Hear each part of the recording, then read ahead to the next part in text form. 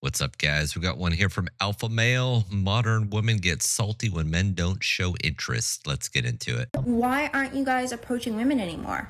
Like, I was at a bar and everyone is in their own groups, not approaching strangers. Like, not one guy, not even just for me, not one guy went up to a girl and just started talking to her. It was so weird.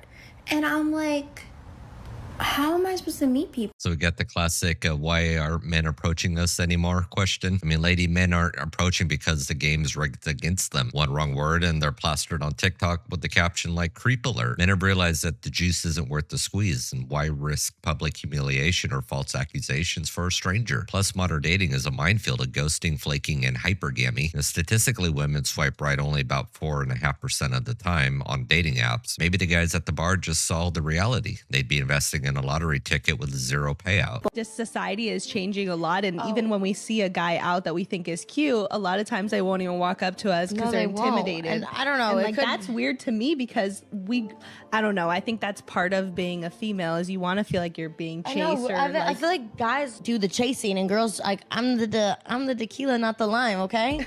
Yeah. So you have to I'm not gonna chase, you know what I mean? Oh, so now you want to be chased. How cute. But here's the kicker. Men used to chase. They used to cross the deserts and climb mountains metaphorically, and now they're dodging metaphorical landmines and legal traps. Feminism told men they were oppressive pigs, and now women want the same oppressors to chase them again. I mean, you can't have it both ways. And calling yourself tequila, I mean, most men these days are sober, literally and emotionally, and no one's chasing because they've realized that it's just a rigged scavenger hunt where the prize is resentment and alimony. A red flag that turns you on. I hate it, but I love it. Nonchalant niggas, it's like I hate hard that to get, shit. but yes, because for me, I get niggas. I want you to be mine, but like act like you don't want me. Like I like being ignored.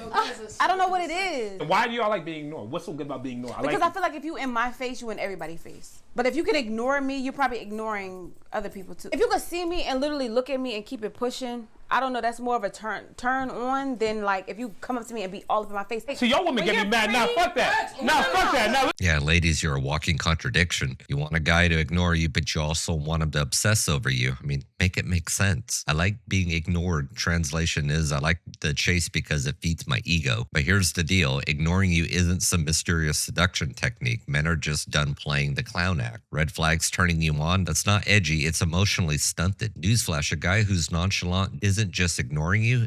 He's avoiding drama, debt, and TikTok fame. You know what I want to talk about, you guys? So I live in New York, specifically Brooklyn, and I be outside, enjoying summer as I should. And I've been going to the block parties, all of that good stuff. The day parties has been a time. But the problem is the men just stare at you. They just stare at you the whole time. They don't approach you. They don't want to get to know you. They don't want to, oh, do you want to drink? It's just a staring contest the whole time. I'm trying to figure out, how am I supposed to meet my future husband if the men are not approaching? Because I'm not approaching a man. It's giving the men want to be chased now. That's what it's giving, and I don't like it. Brooklyn, the land of overpriced coffee and overinflated egos. And so the guys at your block party were just staring. Okay. That's because they mastered the art of self-preservation. And the same women shouting, don't objectify me, are now upset that men won't approach. Men don't want to offer you a drink because they're tired of playing sugar daddy to strangers. And no, it's not that men want to be chased. They've just realized it's better to watch the circus from the sidelines than be part of the clown act. Now that dating somebody isn't just two pretty people frolicking in a field and looking at each other funny, like I actually have to go near them. I have to pay for dates and I'm broke, guys. My bank account is negative $44.50. Before anybody says, well, maybe you're aromantic, maybe you're asexual, I have heard it all before. I am not aromantic, I am not asexual, I am just atrocious. I just found out that I get the ick so easily, and I think the biggest way that I get the ick is if you're into me, because then I'm like, how low are you willing to go if you choose me? It's a real vicious cycle that just concludes and begins with low self-esteem. So then I cut myself off from relationship opportunities. I give it a couple weeks and then I'm like, what was that? What was that freak out? Let's get back in the game because I think I can do it this time, and I never can. I don't even think that I can afford to be romantic, and if I ask my parents for money and tell them it's to support my Bumble lifestyle, they will lock me in my room with nothing but a dog bowl of holy water and VHS tapes of nuns. I mean, who knew dating isn't frolicking in a field? I mean, and your biggest turnoffs is somebody likes you. I mean, let me translate that for you. Your self-esteem is in a death spiral and you project that onto a man. If you like me, something's wrong with you. Jesus Christ. I mean, lady, that's not romantic cynicism. That's a therapy session waiting to happen. In your financial woes, and it's clear, you don't need Bumble, you need a budget. Men aren't intimidated by you. They're just tired of unpaid internships disguised as relationships. I just made the first move and I gave my number to someone in the tube. Basically what happened, I was on a platform waiting for my tube and there was this guy next to me. He looked at me, he smiled, I looked at him and I smiled back. Then the tube came and we both went in, but we both went into different carriages. So between us there is like a door and little window, but there is no way, like physical way, to actually speak to him. I saw through the little window that he kept looking at me, smiling to me, and I was there like, do something, what can you do? I pulled out my phone and I wrote a message on my phone. Actually, let me show you, it's hard to explain. I put this on a window. He looked at me, he smiled, and he was like, yep. Then he came closer to the window and he pulled out his phone and I put this on a window. And he wrote it down, he showed it to me, I said, yep, good to go, and he left. As soon as he left and the tube moved, me sitting in a tube, I realized I panicked so much, so I actually gave him the wrong number. I fucked up my own number. I'm usually too scared to do anything like this. Like, I was actually shaking. And I did it. And I gave him the wrong number.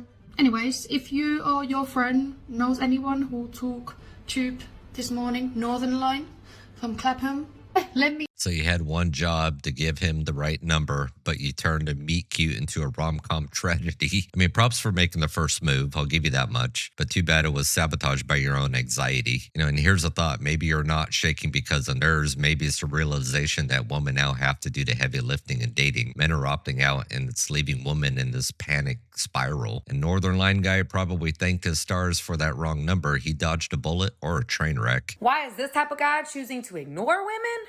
Let's get into it. Because he knows the game. Women desire to be desired. Validates them to have a man's attention. A man ignores her, does not give her that attention. She takes notice. Now, she may pursue more, or some women may fall back. But that's a chance this guy is willing to take.